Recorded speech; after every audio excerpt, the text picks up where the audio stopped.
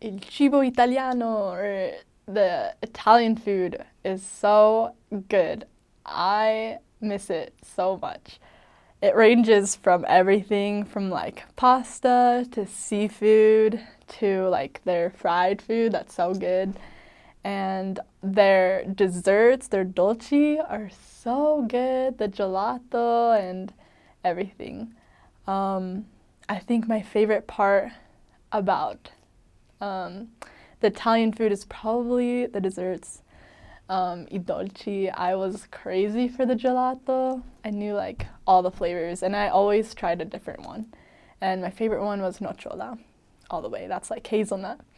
Um, One thing that was awesome for me in Italy was the courses of food. So I really only thought that you get like one plate of food here because that's like you have like your appetizer and like your main dish, but you have like your potatoes and meat and everything on the same dish, but that's not how it is in Italy.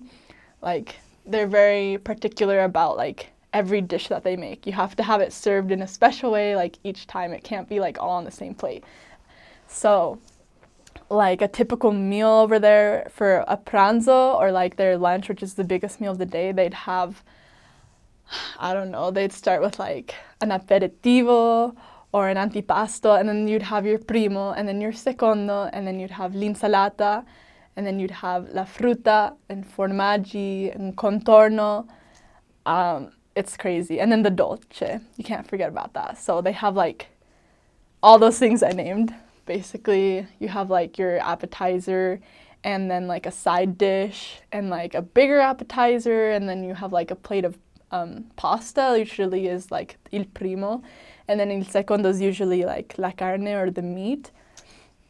And then you have l'insalata, which is a salad, and the fruit, because they say it helps with your digestive system. And then, of course, the dolce, the dessert at the very end.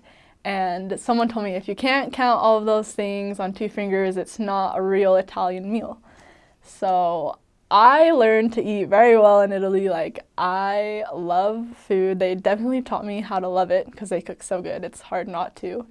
And they'd always tell me I had a buon appetito. So that is something I hope I can have with me for my life, is to always have a buon appetito, a good appetite.